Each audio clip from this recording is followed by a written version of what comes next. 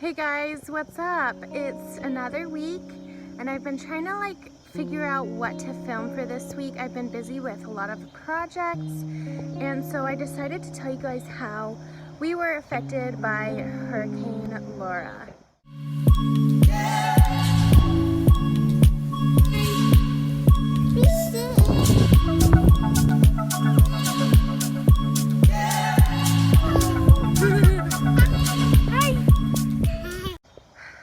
So,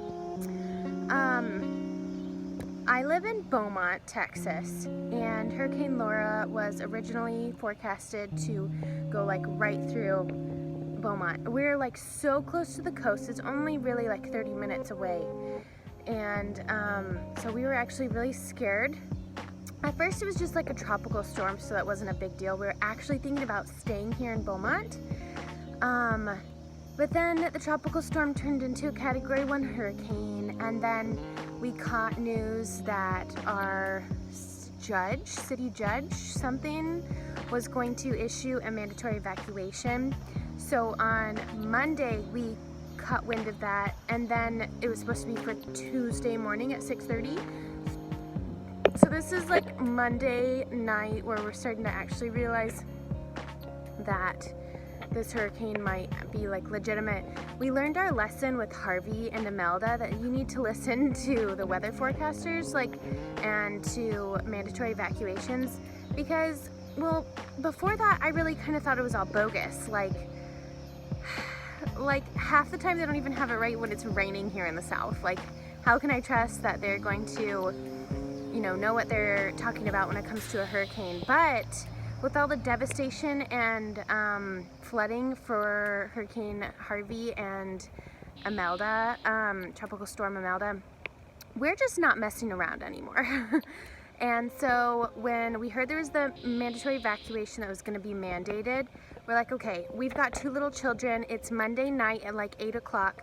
Let's try to leave at 9 o'clock and go to Curtis's family's house so that we don't have to get stuck in any evacuation traffic, which can be car to car, you run out of gas on the interstate. We haven't been through that before, but I just don't even want to experience that with little kids. So we hurry and packed up everything that we could to live, all the clothes and groceries that we had purchased for meals that we were going to make that week. We tried to pack it all up and get in the car and go to Curtis's family's, and they live in North Houston, so it was a good, there's a good difference of land between the coast to Houston versus the coast to Beaumont, and we felt way safer there, and there was no mandatory evacuation issued for their area. So, and then we decided to ride out the storm. We were totally nervous that,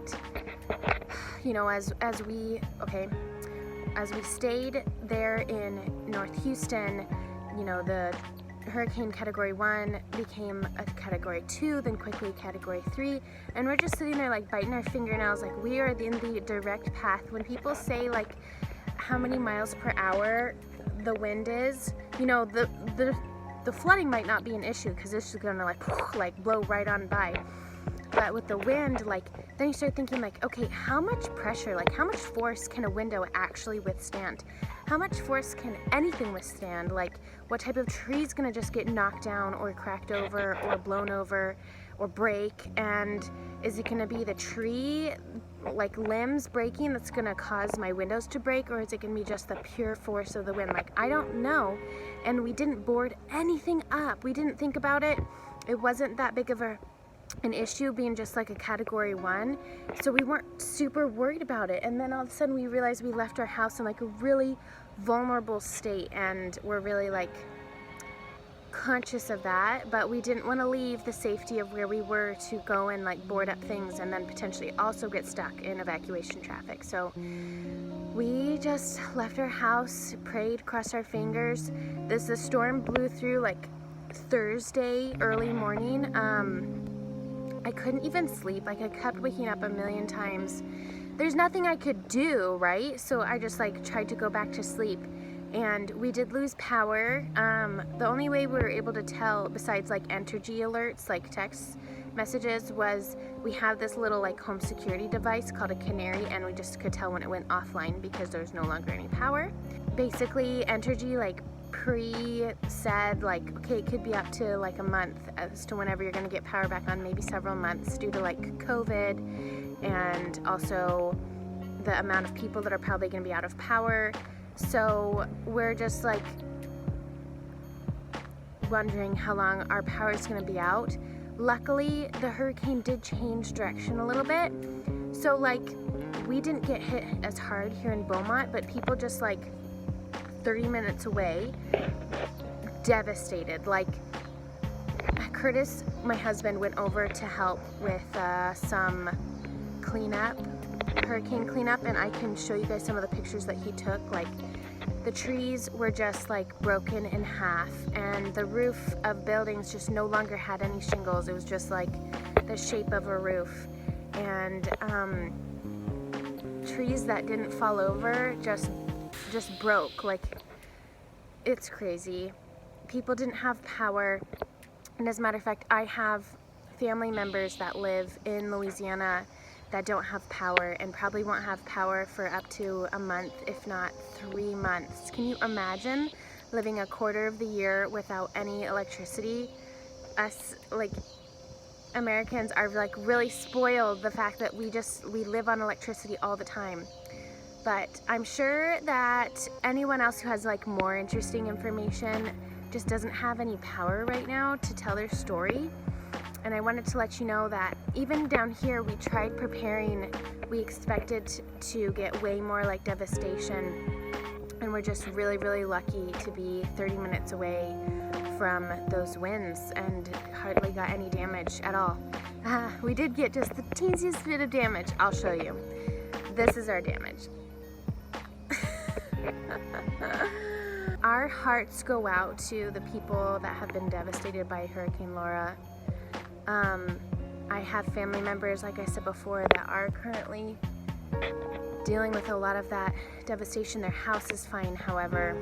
They're just living in a first world country with like second or third world resources. It is so hot here. It is so hot.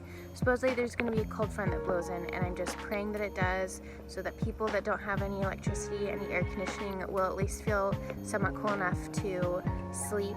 I actually lived in the same place where my family is for Hurricane Rita, and we didn't have power for a week and a half, and we slept in a tent outside because it was cooler outside than it was inside our house, and we're just so hot and sweaty all the time. But prayers go to you guys, and yeah. If you haven't already, go ahead and subscribe down below if you enjoy these kinds of videos. And have you ever really gotten in there? It's like, oh, that's a good itch. Anyways, subscribe down below if you haven't already, and I will be posting my bathroom reveal. I'm so excited. Probably next week, if I can get everything, like the mirror and everything installed. So excited to show you guys. You have a great day. Bye.